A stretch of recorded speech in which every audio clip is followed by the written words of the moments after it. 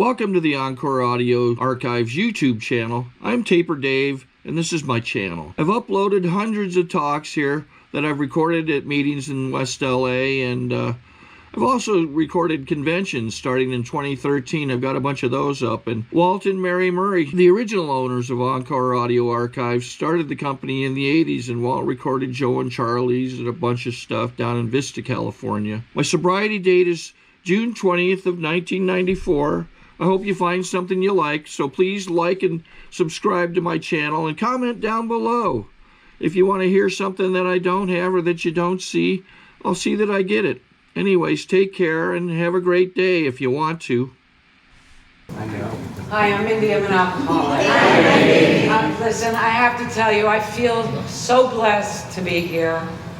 I walk in and there are so many people I know and so many people who showed me so much love. You blow me away, you amaze me, you touch me. I'm so filled with your love right now. It's gonna, last me a long time, so I don't actually have to see you in a while, because you really filled me up. And the other thing about Alcoholics Anonymous is you never really know what you do. You never really know the impact you're gonna have on me, on the alcoholic. Special thanks to Miss Nikki, who, she stepped on my path. I moved here when I was 3 years sober. I wasn't really connected. I didn't know my people yet. I would go to meetings, but they didn't feel like the meetings I got sober in. I wasn't new, so I couldn't be all needy and go, please bond with me. If you're new, I don't mean you're needy. I'm just saying that's the way I was. But I mean, I just didn't know how to connect, and yet I knew I had to go to meetings, and yet it didn't feel good. It didn't feel like walking into the meetings I got sober in, where I knew everybody, and And I would sit at this and my poor sister had to draw a map for me. I'm not a good driver, and she had to draw a map to get me, 5 minutes away, to Architects. And I'd sit there at Architects, and Nikki was a newcomer. I was in LA 30 days, and she was 30 days sober. I think, God is amazing. And I just spoke to her, because she was new. So I didn't know how to make friends. I didn't know how to connect, but I knew how to help a newcomer, because that's the first thing you taught me to do. And so I would talk to Nikki, and Nikki was grateful for the help, and she knew I wasn't good at driving, so she knew how to drive really well. And, she wanted to go to meetings, so that's all we did. We went to meetings, we talked program. And one day, in the car, many times, she'd talk about, well, how do you get a sponsor, and how do you do that? And I said, you ask. And she said, well, if I asked you to be my sponsor, what would you say? And I said, well, I'd either say yes or I'd say no.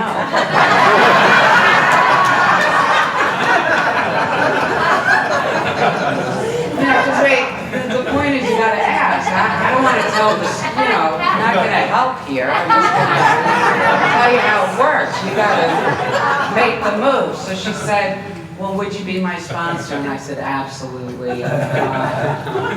It started my AA life here. And I'm forever grateful. And look how you didn't know what you were doing, and yet you touched my life. That's what I love about us. Now, I'm going to try to say a lot in a short period of time, so nothing will be linear. Hopefully, I'm just gonna do what I do. Here's the other beautiful thing.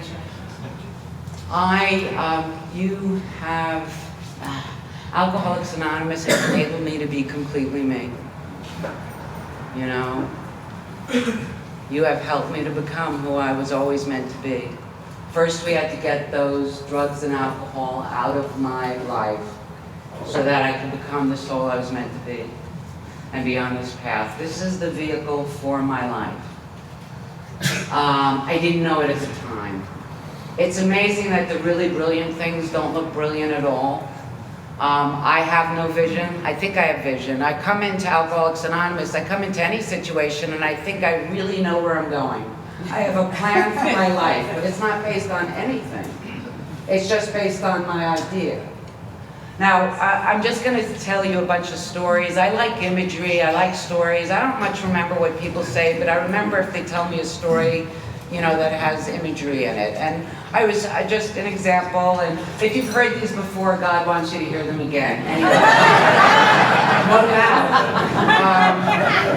But I was carving wood for a period of time, and I have a little nephew, and from the time he was 4.5, whatever, he wanted to sleep over and do whatever I did. So if I was carving, he wanted to carve, and I'm just like, oh God, please don't lose your fingers, and you know. But so anyway, he'd come over and he'd see different kind of carving. He would just stab the wood and then want to sell it. Different kind of artists, you know. And anyway, but I had to buy him wood, and it was very wasteful. Anyway, so Alex is carving and stabbing, and you know, stabbing and blah blah blah. And then he was done with it, and he made me cut the piece of wood he didn't want. So now I had a crappy piece of wood, and I'm like, he had his wood, and then there was the remaining wood, which was crappy and not good enough for me. And I thought, well, I'm not going to carve with this wood, it's just not good enough. I could see that clearly, and one day I thought, well, I'll trick him. Next time he sleeps over, I'll give him the crappy piece of wood, but I have to clean it up first so he doesn't know how crappy it is. Because he's just going to stab it anyway. Anyway, so I'm cleaning up this no good piece of wood, and I'm cleaning it up and scraping it and making it look somewhat okay, just you know, and all of a sudden I see this beautiful angel in this crappy piece of wood. I mean, I see what could be an angel. I just see her in there. And I carved this crappy piece of no good wood into this most beautiful angel that I didn't even know was there. And I thought, that's such an important lesson. We don't always see what's in the crappy piece of wood. And I think sometimes I think I'm the crappy piece of wood. And God says, no, darling, you're an angel. We just have to get to what's really there. You know, and a lot of times when I came to Alcoholics Anonymous, I looked at you, and this was not a good idea. I looked at you and I just thought, they're pathetic. They can't drink. Their lives are over. Why are they smiling? I thought you were stupid. Your lives were over and you were stupid. Because you seem so full of happiness and joy and gratitude. And I'm like, don't they know they can't drink? What is so happy about that? You know, I didn't know that this would be where my life would begin. Now, a little bit about my drugging and drinking. My first pills were chewables. I tried baby aspirin. Anything I could chew, I popped. And somehow, I just kind of knew. Like I was a natural. I just knew that I needed to take something to feel something else other than what I was feeling. And there was only two things I wanted when I was an adolescent. That was to see Village of the Damned. I knew I had to see that. That's the one where the kids make their parents' heads explode. I don't know why. I don't know. I just wanted it so badly. And Airplane Glue. I didn't know anything about Airplane Glue. I had heard about it. So those were the two things I wanted when I was like 11 and 12. And my mother said no to both. And I just... you know, later on I would see the movie and get the glue, but, you know, at the time I thought, she's ruining my life, it's all I want is that glue and that movie, and so I mixed some Elmer's and, I couldn't get the good glue, so I mixed Elmer's and Duco LePage and tried. I made lots of efforts to get high, you know, and it never mattered. I mean, that's just how my drinking, drugging started, and I drank as much as I could. I never stopped. It never occurred to me. If one was good, two was better, three was better, keep going. And, hello. She took my chair. You can have my chair. You know, like for a second there, I'm like, wait, that's my chair. This is AA. We're supposed to be friendly. One night using the chair. Anyway, enjoy.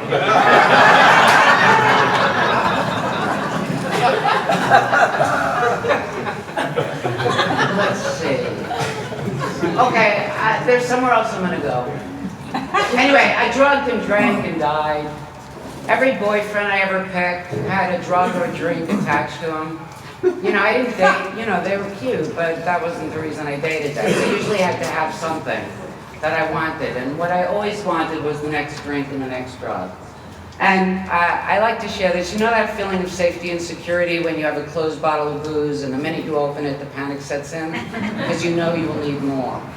And you could have 2 bags of grass, the minute you roll 1 joint, the panic sets in because you know you'll need more. You could have 100 pills, the minute you have 99, the panic sets in because you know you will need more. Today I live with no panic. You know? Now, I do have an alcoholic mind. See, I'm jumping around again. And that alcoholic mind means I will get stuck on something small and unimportant. And it doesn't matter what it is. My mind doesn't care. My mind wants to worry about something. So if I don't have any problems, I will find a problem with one of you. And then I'll think about it endlessly. I won't do anything about it, I'll just think about it. Over and over and over again. You know, so my mind will get stuck on these little things.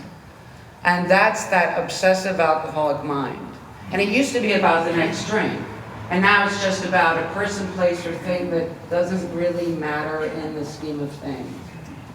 And so in that moment, I have to quiet my mind and just say, why are you losing sight on the big picture? I once went to England. I bought this giant suitcase.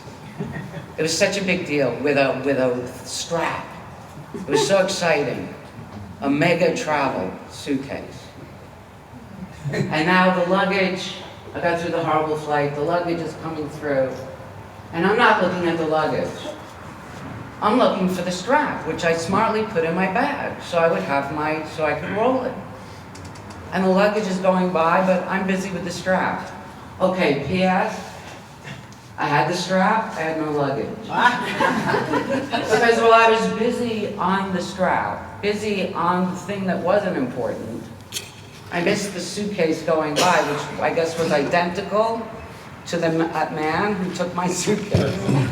You know, which then I had to wait, 48 hours to get. And I thought, well, that's an important bit of information. When I am so busy on the thing that doesn't matter, on the strap to pull the suitcase, I miss the suitcase. When I get stuck, this is just for me, when I get stuck on the small things in life, I miss life. I miss the whole journey. You know, it's so interesting, my path here. I think I need this in order to be happy. And this doesn't happen, and then I'm so unhappy. And that's the suitcase and the strap. I'm missing all the other happy. I'm missing the journey. You know, I think I know where my happiness is, but I don't. It's not a vision for Mindy. It's not as Mindy sees. No one wrote a book as Mindy sees it. Nobody really cares as Mindy sees it. You know? Alcoholics Anonymous, you removed the things that were standing in the way of me becoming Mindy. And I'll tell you, I'm 33 years sober. I'm Mindy. We did it, guys. We absolutely did it. One day at a time. Now, it wasn't easy in the beginning. I was not a graceful, I was not grateful and I was not graceful. I was not, great. Wait, I stop at a quarter of? I really have to pace myself. Okay. Now, I'm going to have a sip. I love free things. Hang on. It's the old Mindy. I love a free drink. You know? Nikki said I got a free drink, so I forgot where I was. I don't know. Grateful. Okay, I did that. Oh, yeah. I was not one of those grateful type alcoholics. You know? And I checked out AA. What happened is my older sister who spoke here a couple of weeks ago, what a mess. No, now she's not. But, I don't know, she came to AA and that just seemed like we just didn't go down that road. We really were, we would share, what we had to share as a family was insanity and alcohol and drugs and insanity. And that was our family crest. And our baby brother, we were afraid, he seemed like a little narc, so we had to turn him. You know, so it was that kind of thing. And it was really, I'm in the middle of 5 kids, so we all, you know, we shared this. This thing called drugs and alcohol. And anyway, so Susan got into trouble and went to AA, and it was so sad. And I tried to help her. I went to a meeting with her, and you know, I just felt so sorry for her and you and all of you. And now, at the time, I was dying from the disease of alcoholism. I just didn't know it. I just thought it was a phase, and you know, I played this little game in New York, this will date me, called Are You Son of Sam? Okay, it does date me.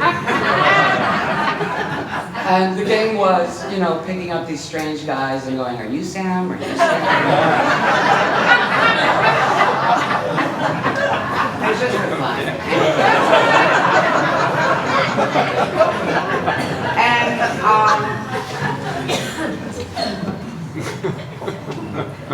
my life was, I was dying from the disease. Forget the sick chances I would take. And I remember one night I was in the village, and I don't know how to get to the village sober, but drunk I could, you know. And it was 5 in the morning. I was ripping off a drug dealer in an alleyway for no reason other than it was an activity. You see, I was so numb that unless I was losing my life, I didn't think I had a good night. I mean, I just had that danger. And then this guy walked by and said, you want to buy some black plastic? I'm like, yes. You know, I'm open to anything. Cut with strychnine, it didn't matter. Drugs, alcohol, I loved it all. He's like, okay, black plastic, here. And I bought it, and I took it, and that's what it was plastic. I had actually paid, and black plastic. And it did not kick in. But I was open. Now, I find what's interesting about us is then when we get to AA, we don't want to rush in, you know? I was willing to date Son of Sam and take black plastic, but when it came to working the steps, I don't want to rush in. You guys could be a cult, you know, as if it mattered. If you are a cult, you're a good cult, you know? You're a genius. Yeah, I was dying from the disease. You know, there's this thing we call like a geographic, where you try to feel better, so you take a trip. Well, I was too tired, so what I did was I cut my hair, which is a hair geographic, which doesn't really exist. But it made me feel like I had taken a trip, and I felt new, and I don't know, hopeful, and that lasted about a day, and then, you know, my alcoholism was taking me down the road. I didn't say much about it, but believe me, I drank all the time. And mixed pills with it, just why not?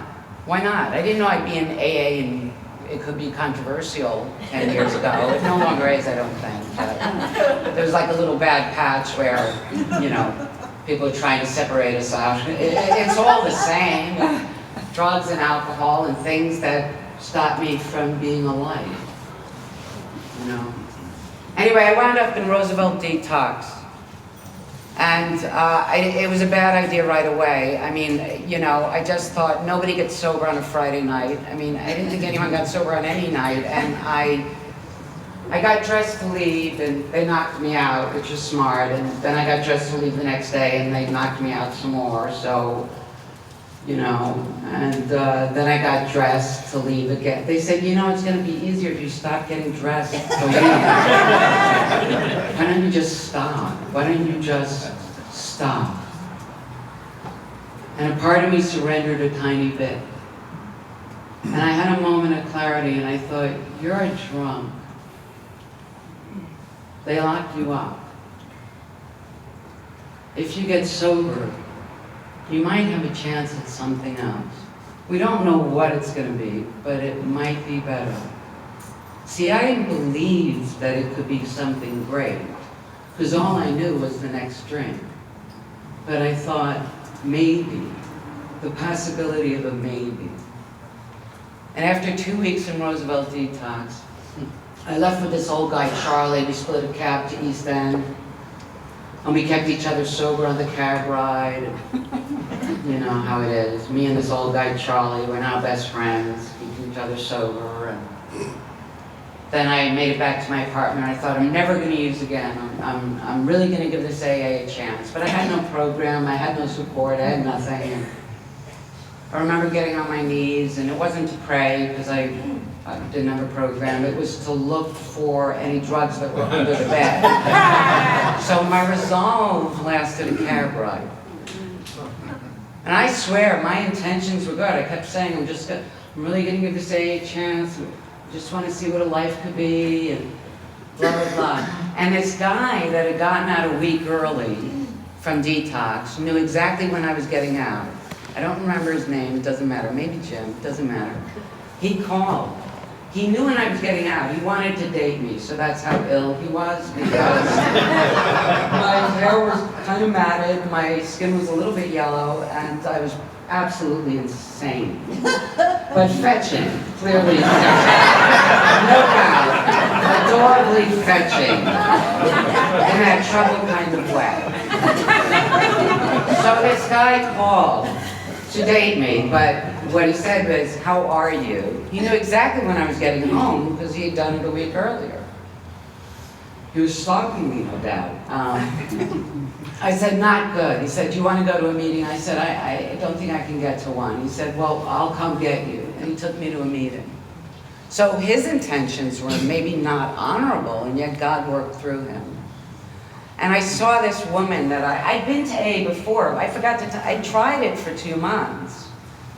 And it was working, much to my horror. I was actually 2 months sober, and I never intended to be. And I'm like, well, if I don't get out now, I'm never getting out. I mean, all my thinking was, it was insane.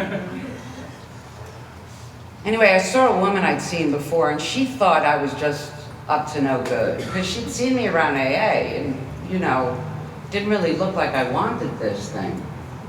And she looked at me, actually lovingly, but it didn't feel that way. It looked like, you know, and I went, yes, I'm back.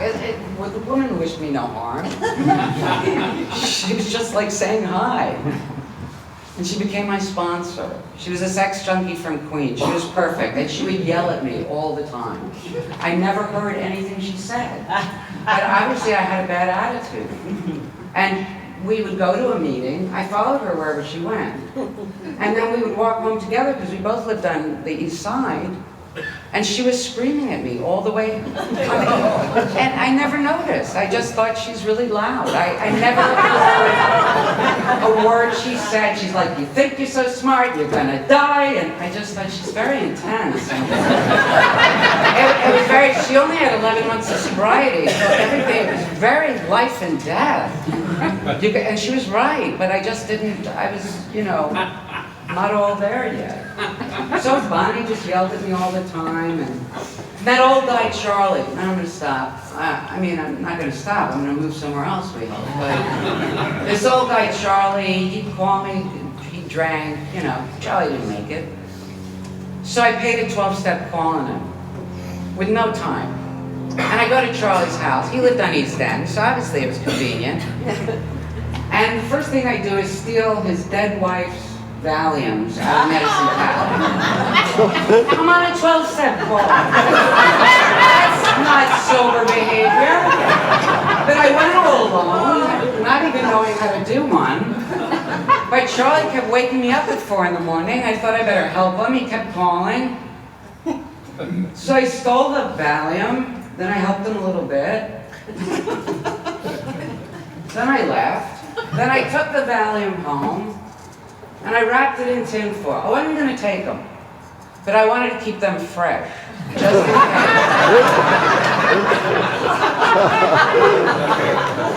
Now, I don't even know they were supposed to wrap Valium in tin foil, but anyway, it's not like it's a cantaloupe or something. Obviously, I'm not that smart. So I wrapped them, and I just thought, just in case AA doesn't work, I didn't want to miss out on his dead wife's Valium. I mean, that was a favorite of mine. Anyway, one day my sponsor would say things like, I'm not a knock, I'm not the police, don't ever lie, you know, so I would tell her the truth, and she'd just like hold on to the table every time I talked to her. So I said, by the way, it's not a big deal, but I have these Valium and blah, blah, blah. And she's like, okay, so we were at our meeting. Well, I went to meetings, we were at our meeting, and in a very loud voice, too loud I thought, she said, did you throw the effing Valium out yet, Mindy? And everybody heard her. And I thought, these AAs are going to steal my Valium. They're going to be following me home and stealing from me, my stuff. Because my brother Ephraim once stole my drugs, so I knew that you had to be so careful. Anyway, I had a moment of clarity. Amazing. And I walked around and I went off. I got away from her. I just looked. And, but I walked off into the chapel somewhere. It must have been a chapel. It was a church basement. So I walked somewhere and I just thought, you're either going to take them or you're going to throw them out.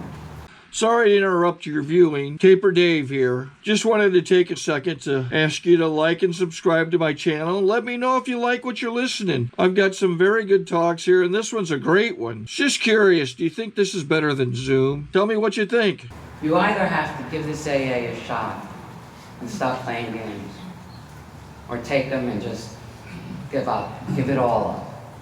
You know, and I went home and I threw them out and I looked at them and I thought, you're so small, look how small. This is the thing that stands between me and my life.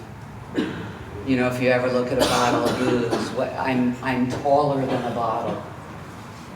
You look at a pill, I'm bigger than a bottle, I'm bigger than a pill, I'm bigger than it all. And yet, without you, it seems bigger than me. You know, and I threw it out and my journey began. And I'd like to say it was an easy road. I remember moving to California and I was in a phone booth once and I wanted to drink over some person, place, or thing. I don't know what it was now, I don't remember what it was, but at the time it was worth dying for, I assure you.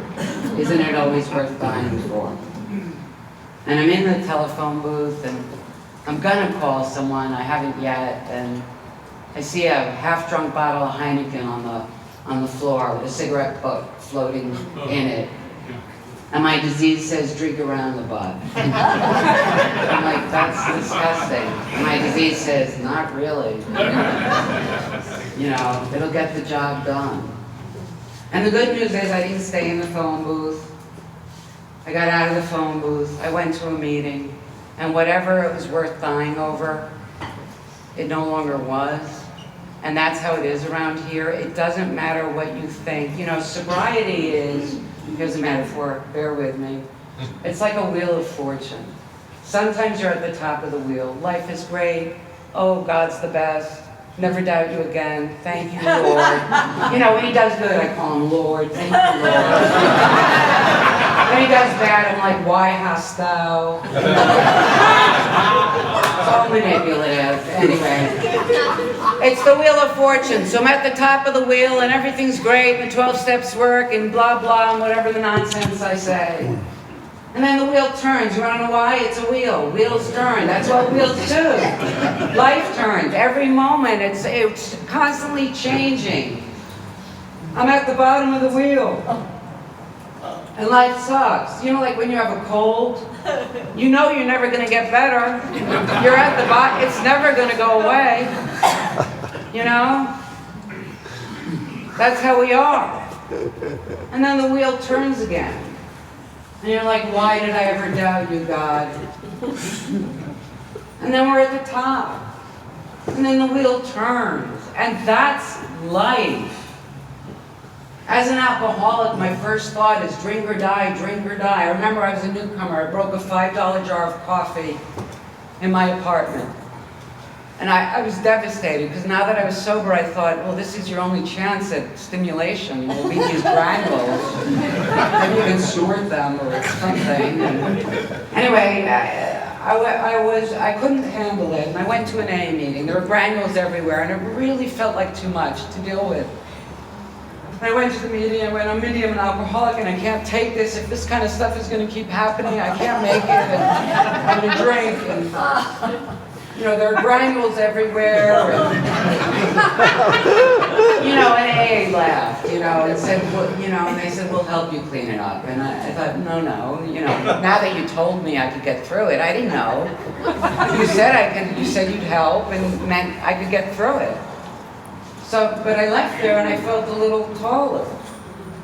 And I thought, well, I guess I can get through granules. I didn't know. You know, I don't know I can get through this till you tell me I can. When I was 20 years sober, I had breast cancer. You know, and I would have 4 surgeries in a 6-month period of time. Now, I'd done a little period of time without, or 10 years, that's a period? I don't know, without a sponsor.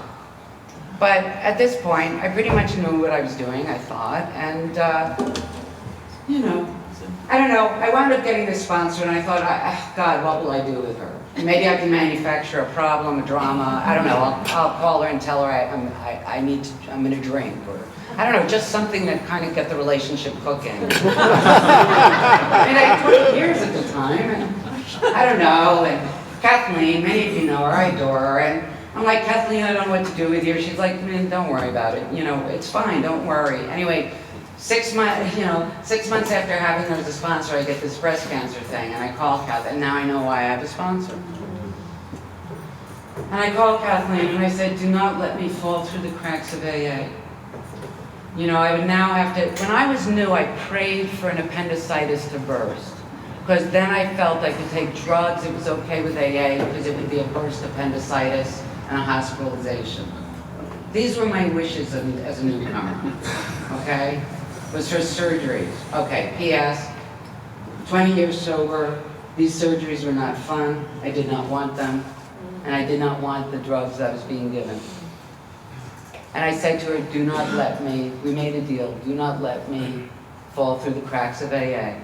So I would have a double mastectomy, and I said, you know, I'm powerless over losing my breasts, but I don't want to lose my life. I don't want to lose my sobriety, you know. And we got through this, and of course AA was wonderful, and you know, I allowed a small AA meeting to come to my house. Aloma was there, very few people, maybe 3. And you know, but AA, of course, you know, you are wonderful. You are wonderful. Even when I can only let you in small doses. Anyway, bottom line, one day the doctors had said to me, I mean, the mastectomy hurt a lot, by the way, and the doctor said to me, well, you can stay on these pain pills for 9 more months or do it with Advil, alternate with Advil. So I called Kathleen and said, well, they said I could alternate with Advil or stay on it 9 months. She said, great, take the Advil and call me in 4 hours. I'm like, wait, this isn't into action, this is a free talk. We discuss it over time, we figure out, you know, she's like, no. Take the Advil, call me in 4 hours. And I said, I don't want to. See, that was the disease. And I knew the disease would have its voice again. That same disease that in my early sobriety, every time I would get hopeful or try to do this AA, my disease would say, don't bother, you're never going to stay sober. You're never going to make it. My disease would say, everyone has a great higher power, you have a crappy one. Like, how does my disease know? You know, my disease would say, well, Bill Wilson got the good higher power, and the first 30 got good higher powers, and then by the time you got here, all the higher powers were gone. So you really are screwed. Have a nice journey in AA. No luck. You know, I mean, my disease is just talk. Anyway, bottom line, so I took the Advil, called her in 4 hours, took the Advil, called her in 4 more hours. You know, I got an ulcer, by the way, but I kept taking the Advil. And I got my sobriety back, because I wanted to stand up again at Alcoholics Anonymous, and I wanted to be okay. I wanted to be okay. I want to tell you, when my mother died, which was 10 years ago, recently, 10 years ago, it was worse than a double mastectomy. And I thought, I don't even care if I stay sober. I don't care about my life anymore. You know, the pain it just killed me. It just killed me in a way, you know. And I didn't drink. I wanted to drink. I didn't even care. I remember being on the flight back and I just thought, just drink, just die. How am I not dead with her?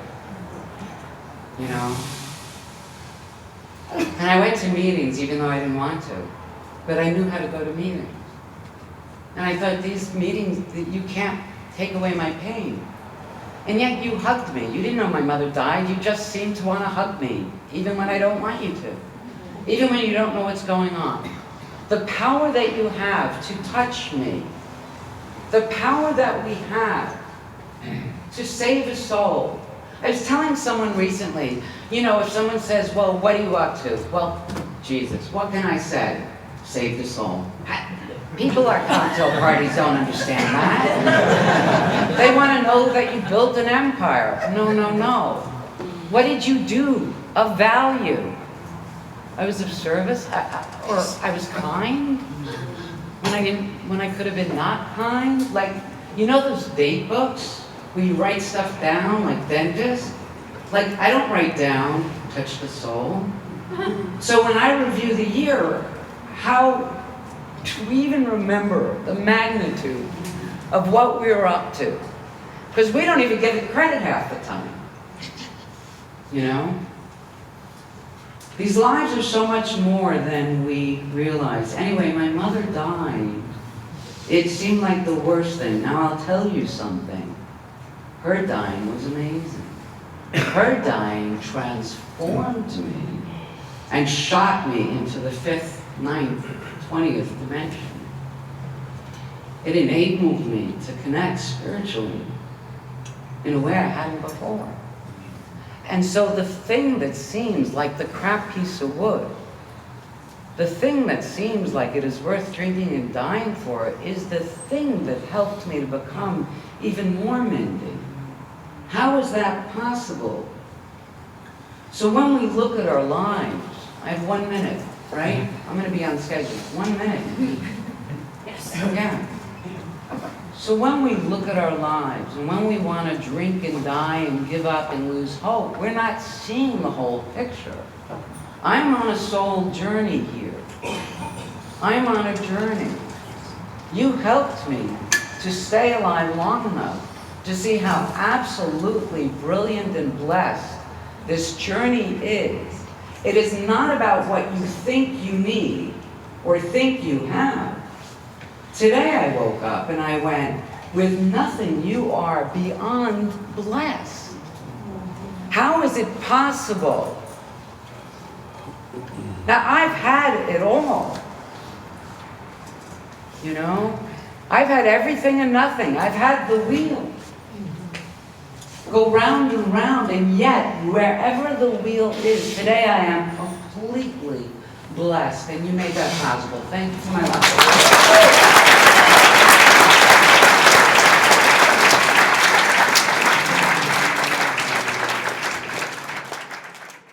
I think we got a great talk going on here. Thanks for watching the channel. Taper Dave here. Just curious, do you think this is better than Zoom?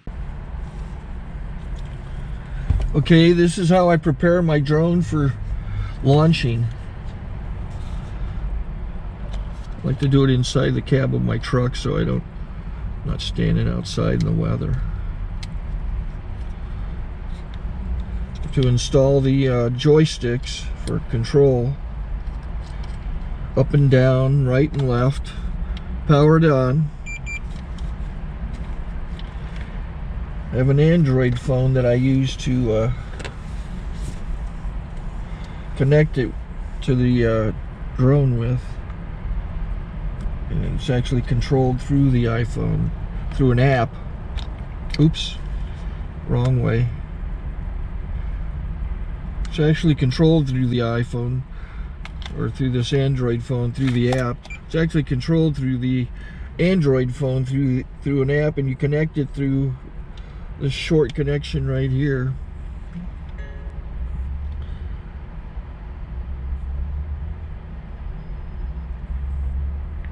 Remote control connected. Remote control's connected. So I pull out the drone. I have to extend the legs. Long legs extended first, then the short legs. Remove the gimbal protector. Set that aside, then power it on one short burst and one long burst. I lay it down. So I have to go to calibrate. So the drone's not connected yet. It shows you here as this drone gets disconnected, even though the remote's powered on. So the drone has to establish it's connected. So I go into the app to calibration mode. First I'll calibrate the remote controller. Start calibration. Out, in, out, in, up, down, and then this little wheel is to control the gimbal. So it's calibrated. Go to gimbal calibration, start calibration, and then it calibrates the gimbal. I don't know if that shows up. The gimbal's moving all over the place. Changes, you can see it on the video. And I'm calibrated to take off. It's acquired 7 satellites at the moment. There are 26 satellites up in the sky, which it has to acquire before you can take off. So it's connected. It's got enough satellites. This is white. I can go to press this little arrow button, swipe right to take off, and it would start the motors if I slid this to the right. But I'll wait till I get outside. Don't want to do it inside.